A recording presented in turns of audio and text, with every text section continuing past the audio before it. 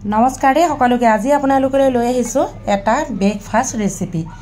এয়া বৰা চাউল আছে ইয়াত 500 গ্ৰাম, লগতে গুড় গুটাই লৈছো, আনফালে কি গুটাই লৈছো সকলোখিনি দেখুৱাব বিচাৰিছো। খুব সিম্পল হয়। এয়া হৈছে বাদাম আৰু লগতে কিচমিচ।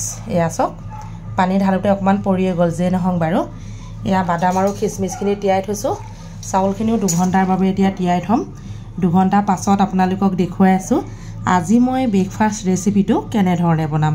ইতিমধ্যে 2 ঘণ্টা হৈ গল। কেৰাহী এখন পাতি দিলো, তাতে সৰু সৰুকে অলপ গুড় কাটি দি দিলো। এয়া চক এতিয়া গুড়খিনি গলা লৈকে অকমান সময় ৰব লাগিব, যেহেতু ইয়াত অকমান পানী মিশ্ৰণ কৰিব লাগিব, নহলে তো শুকান কেৰাহী যদি গুড়খিনি মই মানে দি দিওঁ তলত ধৰি যাব নহয় নে, আৰু ধুপা ধুপা গোন্ধাব। যে নহক আপোনালোকে প্ৰথমৰ পৰা শেষলৈকে চাব ব্ৰেকফাষ্ট ৰেচিপি। আৰু লগতে যদি বৰা চাউল নাথাকে তেতিয়াহলে অন্য চাউলেও এনে ধৰণে বনাব পাৰিব আপোনালোকে।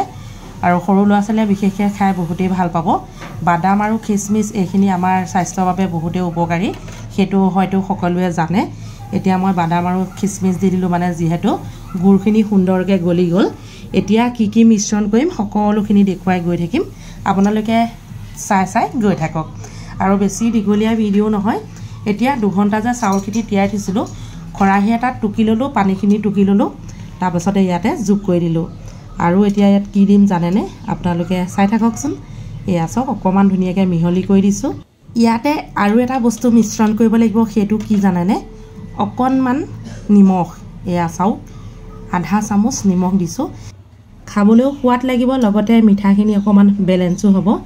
যে নহওক সুন্দৰকৈ মিশ্ৰণ কৰি লৈছো। এতিয়া মই ঢাকন এটা মাৰিব লাগিব ইয়াত, আৰু গেছটো কিন্তু কমাই থব। এনেকুৱা সময় যদি গেছটো বঢ়াই থয় তেতিয়াহলে ভাল নালাগিব। ইতিমধ্যে মই ঢাকন লগাই দিলো। হোটেলতে বনাই আছো, মানে হোটেলৰ আগফালে যিটো কিচেন আছে তাতে বনাই আছো। এক পাক মাৰি গোটেই দোকানখনো দেখুৱাই দিছো অকমান দেই। এয়া সকলো কামে কামে ব্যস্ত। এতিয়া 5 মিনিটৰ পাছত চাইছো ধুনীয়াকৈ হৈ গল। মানে যদিহে চাউলখিনি অকমান সময় তিয়াই থয় 5 মিনিটৰ পাছতে সুন্দৰকৈ হৈ যায়। এয়া চব ইতিমধ্যে হৈ গল। এয়া চামুচ এখনে মই মানে চাইছিলো হৈছে নে নাই হোৱা। যে নহওক এনেধৰণে এটা বাটিত উলিয়াই দেখুৱাইছো আপোনালোকক। বৰ ধুনীয়া হৈছে। লগতে বাদাম আৰু কিচমিচ দিছো, আমাৰ স্বাস্থ্যৰ বাবে উপকাৰী নহয়নে বাৰু। আৰু ৰাতিপুৱা এনেধৰণে নিজেও খাব পাৰে, লগতে ল'ৰা ছোৱালীকো খুৱাব পাৰে। লগতে অলপ গৰম গৰম গাখীৰ মিশ্ৰণ কৰি ল'ব পাৰে। এয়া চাওক কেনেকুৱা লাগিলে ভিডিঅ'টো জনাব। যদি ভাল লাগিলে লাইক কমেণ্ট কৰিব। আজিলৈ আহিছো, বাই বাই।